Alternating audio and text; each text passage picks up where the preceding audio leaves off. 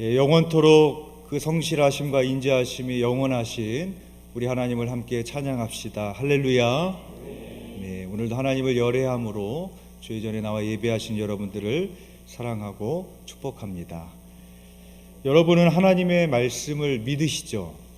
예. 그러면 왜 하나님의 말씀을 믿으십니까? 당연한 질문인 것 같지만 우리가 한번 생각해 볼 필요가 있습니다. 왜 우리는 하나님의 말씀을 믿는가 하면 하나님이 말씀하셨기 때문입니다. 만약에 성경이 유명한 정치인이 한 말이라면, 돈이 많은 기업 CEO가 한 말이라면, 시대의 지성인이 한 말이라면 우리가 그것을 믿겠습니까?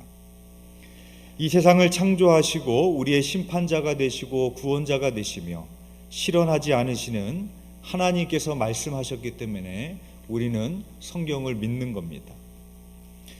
이 대답에는 어떤 의미가 담겨 있는가 하면, 우리가 하나님의 말씀을 믿는다는 것은 우리는 하나님이 어떤 분인지를 알기에 우리는 하나님의 말씀을 믿는다라는 겁니다.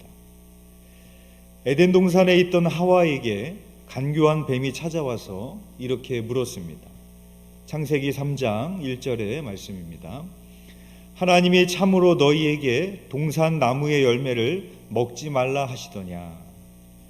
뱀의 말의 핵심은 하나님은 너희의 자유를 제한하시는 분이야 라는 뉘앙스를 담고 있습니다. 그래서 하와의 마음에 하나님의 말씀에 대한 의심이 생겨났습니다. 그래서 하나님이 금하셨던 선악과를 먹고 말았습니다. 그러나 하나님은 우리의 자유를 제한하시는 분이 아니시죠.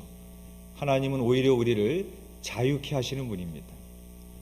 만약에 하와가 하나님이 어떤 분인지를 알았다면 뱀의 유혹에 넘어가지 않고 선악과를 먹지 않았을 것입니다. 이렇게 모든 죄는 하나님의 말씀과 하나님의 성품을 분리하는 데서 시작이 되어집니다. 이렇게 하나님의 성품을 아는 것이 하나님의 말씀을 믿는 것에 있어서 중요합니다. 그래서 오늘 본문인 시편 89편은 우리가 왜 하나님의 말씀을 믿어야 되는지에 대한 이유가 되는 것입니다. 그것은 바로 하나님의 성품인 인자하심과 성실하심 때문입니다. 오늘 본문인 시편 89편에 보면은 하나님의 인자하심과 성실하심이라는 말이 계속 반복해서 나옵니다. 1절, 2절, 5절, 8절, 14절, 24절, 28절, 33절, 49절 계속해서 인자하심과 성실하심에 대해서 시인이 노래하고 있습니다. 우리 시편 89편 1절에서 2절 말씀 우리 한번 합독해 보겠습니다. 시작. 내가 여호와의 인자하심을 영원히 노래하며 주의 성실하심을 내 입으로 대대에 알게 하리이다. 내가 말하기를 인자하심을 영원히 세우시며 주의 성실하심을 하늘에서 견고히 하시리라 하였나이다. 아멘. 오늘 본문인 시편 89편 표제에 보시면 에스라인 에단의 마스길이라고 되어 있습니다. 이 마스길이라는 단어 앞에 일자가 붙어 있는데 밑에 줄을 보시면 교훈이라고 되어 있습니다. 즉 마스길이라는 시편은 교훈을 담고 있는 시편입니다. 즉 저자는 내가 영원히 노래하고 싶은 것이 있는데, 내 입으로 자손 대대에게 알려주고 싶은 교훈이 있는데 그것은 무엇인가? 하나님은 인자하시고 성실하신 분이라는 것입니다. 우리가 하나님의 말씀을 믿는 데 있어서 하나님의 성품인 인자하심과 성실하심을 아는 것이 왜 중요합니까? 이 인자하심이라는 단어가 히브리어로 헤세드입니다. 이 헤세드는 긍휼, 자비, 사랑 아주 다양하게 번역이 되는데 언약에 기초한 사랑을 말하는 단어입니다. 5절 이하로 보면 시인이 하나님의 권능을 찬양하고 있습니다. 하나님은 바다의 파도를 다스리시고 파도가 일어날 때 잔잔케 하시고 주의 원수들을 흩으시고 하늘이 주의 것이고 땅도 주의 것이니다 하며 하나님의 권능에 대해서 찬양하고 있습니다. 시편 89편 7절 말씀에 보면 시인이 이렇게 노래합니다. 하나님은 거룩한 자의 모임 가운데에서 매우 무서워할 이시오며 둘러있는 모든 자 위에 더욱 두려워할 이신이다 라고 말하고 있습니다. 만약에 하나님께서 권능은 있는데 인자가 없다면, 긍휼과 자비가 없다면, 사랑이 없다면, 공의만 있다면 하나님은 우리에게 두려움의 대상이 될 수밖에 없습니다. 또한 하나님은 당신의 백성과 언약을 맺으시는 분인데 성실하지 않으신 분이라면 우리는 그 약속을 붙들고 믿을 수 없을 것입니다. 빌립보서 1장 6절의 말씀입니다. 너희 안에서 착한 일을 시작하시니가 그리스도 예수의 날까지 이루실 줄을 우리는 확신하노라 라고 말씀하고 있습니다. 우리가 하나님의 말씀을 믿을 수 있는 이유는 하나님의 성품 때문입니다. 하나님은 인자하시고 자기가 맺은 언약을 반드시 지키시는 성실하신 분이기 때문인 것입니다. 그래서 시인은 하나님께서 다윗과 맺은 언약을 상기시키고 있습니다. 89편 3절에서 4절의 말씀입니다. 우리 함께 읽어보겠습니다. 시작. 주께서 이르시되 나는 내가 택한 자와 언약을 맺으며 내 종 다윗에게 맹세하기를 내가 내 자손을 영원히 견고히 하며 내 왕위를 대대에 세우리라 하셨나이다. 아멘. 다윗은 하나님의 성전을 짓기를 원했었습니다. 그러나 하나님께서는 다윗의 때가 아니라 솔로몬의 때에 짓게 하셨습니다. 그러나 하나님의 성전을 짓기 원했던 다윗의 마음의 중심을 보셨던 하나님께서는 다윗과 언약을 맺으십니다. 그것은 바로 우리가 지금 읽었던 것처럼 내 자손을 영원히 견고히 하며 내 왕위를 대대에 세우겠다라는 약속을 맺으십니다. 우리가 누군가와 약속을 하거나 계약을 할 때는 쌍방향 계약을 맺습니다. 그러니까 서로 간의 대화를 통해 합의점을 찾아서 약속을 하고 계약을 합니다. 그러나 하나님께서는 당신의 백성과 언약을 맺으시는 것을 보면 쌍방향이 아니라 일방적으로 맺으십니다. 하나님은 양우리에 있던 다윗을 일방적으로 택하셔서 기름을 부으셨고 그의 왕위를 영원히 견고케 하시겠다고 일방적으로 언약을 맺으셨습니다. 언약을 맺는 데 있어서 다윗이 한 것은 아무것도 없습니다. 다윗에게만 그런 것이 아니라 성경을 보면 하나님의 선택이나 언약 체결은 하나님의 주권에 따라 일방적으로 맺어지는 것을 보게 되어집니다. 이스라엘이 어떻게 하나님의 백성이 되었습니까? 그들이 하나님과 1대1로 마주서서 계약을 맺은 겁니까? 그렇지 않습니다. 하나님께서 일방적으로 택하신 겁니다. 하나님은 왜 일방적으로 당신의 백성을 선택하시고 언약을 체결하시는 걸까? 우리는 연약하여서 하나님과의 언약을 제대로 지킬 수 없는 사람들이기 때문에 그렇습니다. 만약에 대등한 두 존재가 쌍방향의 계약을 맺으면 그리고 한쪽이 이행을 하지 않으면 그 계약은 파기될 수밖에 없는 겁니다. 그러나 하나님은 우리에게 일방적이고 주도적인 언약을 맺음으로 인해서 우리가 언약을 지키지 못할 때에도 우리를 구원으로 이끌어 가시기 위함인 것입니다. 창세기 15장에 보면 하나님께서 아브라함과 언약을 맺으시는 장면이 나옵니다. 하나님은 아브라함에게 재물을 준비하게 하시고 그 재물을 반으로 쪼개고 쪼갠 것을 마주 대하여 놓게 하라고 말씀을 하십니다. 여기서 재물을 반으로 쪼갠다라는 것은 계약을 지키지 않는 경우에 쪼개어진 짐승과 같이 처참한 죽음을 당할 것을 서약하는 의미가 담겨 있는 겁니다. 그리고 계약을 한 두 당사자가 그 사이를 지나가게 되어 있습니다. 그런데 성경에 보면 하나님께서 혼자 그 사이를 지나가십니다. 무슨 말입니까? 하나님께서 그 언약을 주도적으로 일방적으로 지키시겠다라는 겁니다. 만약에 우리가 하나님과 대등한 입장에서 언약을 맺었다면 우리가 하나님의 언약 백성이 되었다라는 것은 우리에게 절망적일 수밖에 없습니다.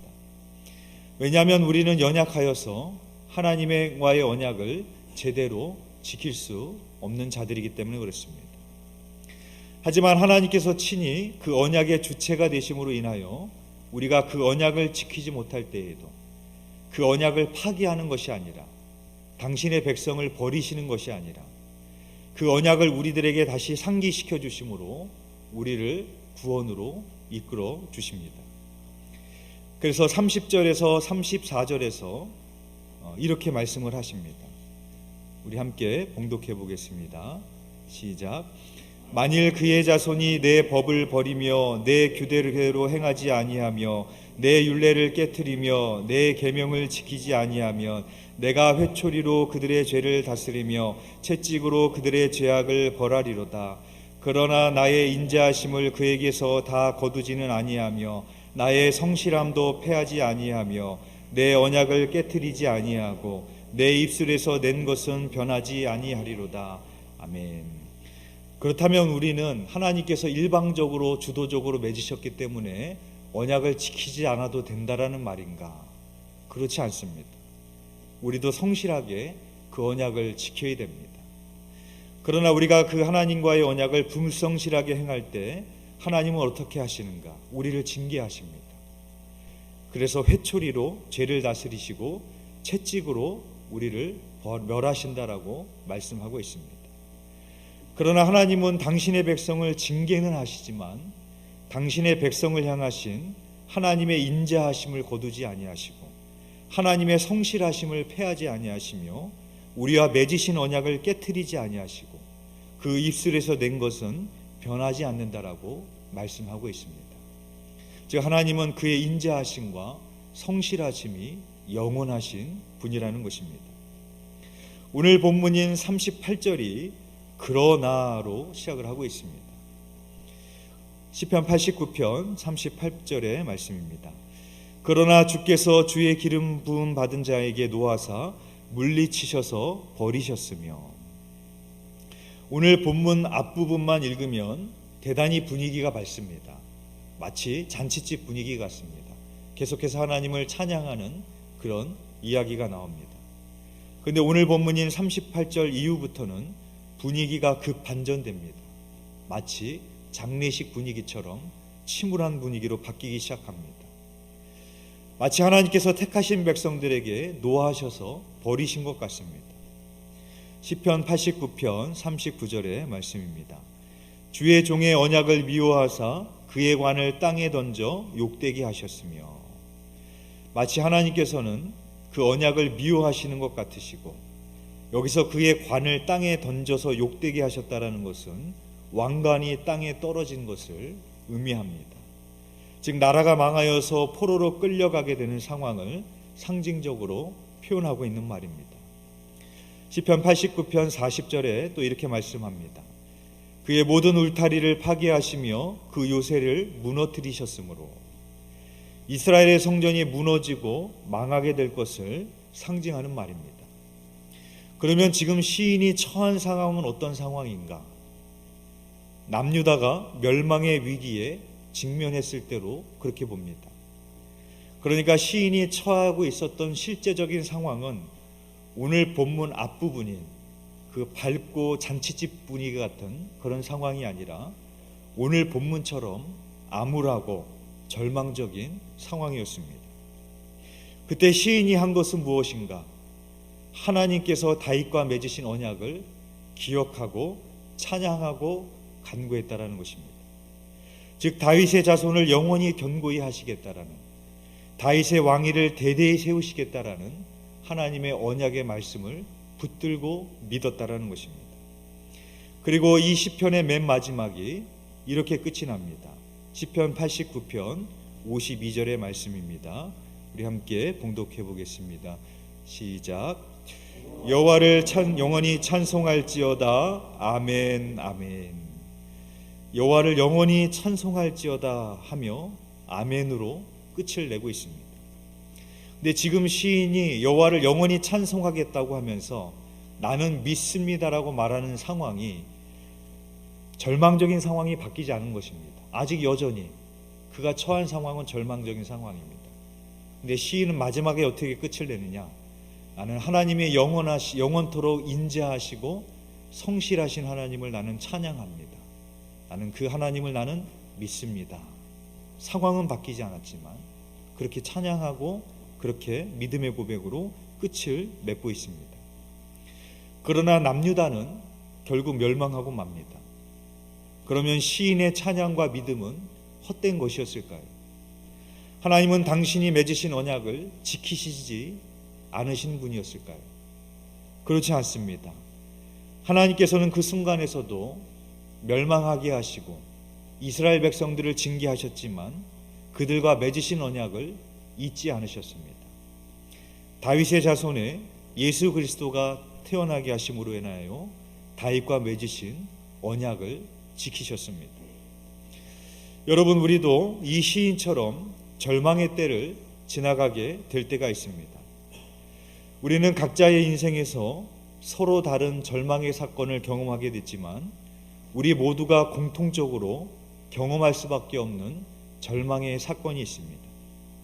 오늘 시인도 자신이 처한 절망의 상황을 호소하다가 우리 모두가 처한 그 절망적인 상황을 호소하고 있습니다. 오늘 본문 47절에서 48절의 말씀입니다.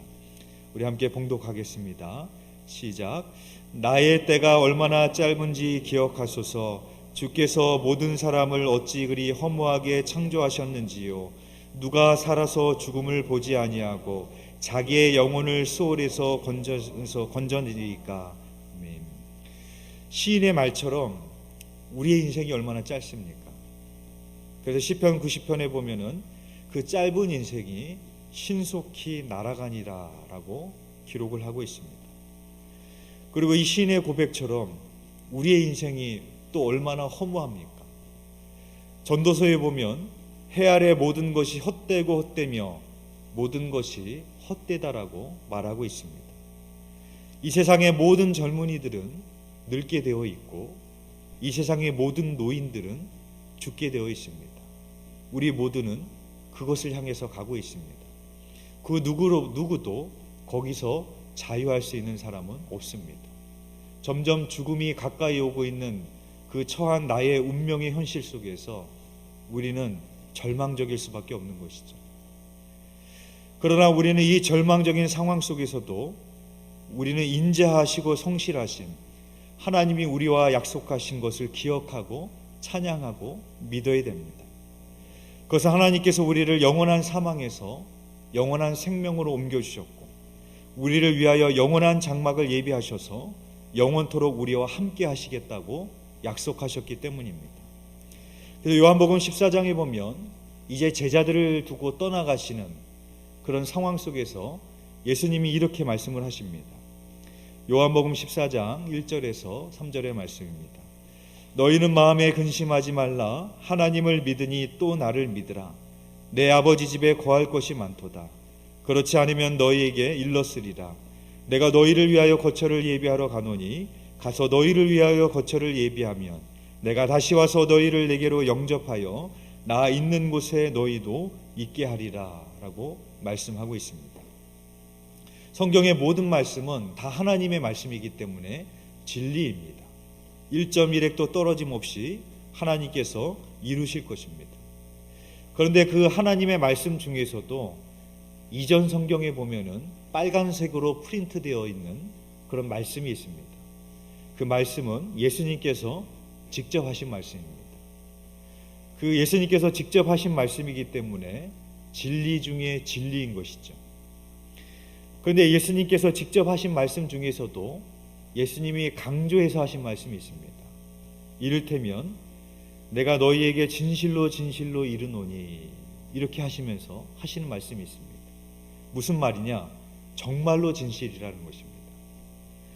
지금 보신 이 말씀에 보시면 예수님께서 직접 하신 말씀이고 이 말씀을 하시기 전에 예수님께서 너희는 하나님을 믿으니 나를 믿어라 그렇게 말씀하셨습니다. 믿으라는 말을 2번이나 했습니다. 그리고 나서 하신 말씀이 내가 너희를 위하여 거처를 예비하러 간다. 그리고 내가 다시 오면 나 있는 곳에 너희도 있게 하리라고 말씀하셨습니다. 여러분, 우리 주님께서 그러면 이 말을 허투루 하신 말씀이겠습니까? 그렇지 않습니다.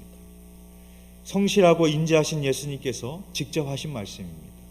나를 믿으라고 2번이라고 하시고 말하시고 하신 말씀입니다. 따라서 우리는 그 죽음에 임박한 그런 상황 속에 있을지라도 점점점 젊음은 사라져가고 내 육신은 점점점 노화되어지고 겉으로 보여지는 모습은 비참해 보일지라도 우리의 속사람은 날로 새로워질 수 있는 것이고, 오히려 우리는 이 땅에 사는 것보다도 저 영원한 천국에서 하나님과 영원토록 함께하는 날을 사모하게 된 사람들이 바로 성도들입니다. 그것이 얼마나 감사합니까? 우리가 그 신실하시고 영원하신 하나님을 우리는 그래서 찬양하고 날마다 예배하는 것입니다. 모든 사람들이 사랑하는 다윗의 시편 23편이 있습니다. 시편 23편의 끝이 이렇게 끝이 납니다. 시편 23편 6절의 말씀입니다.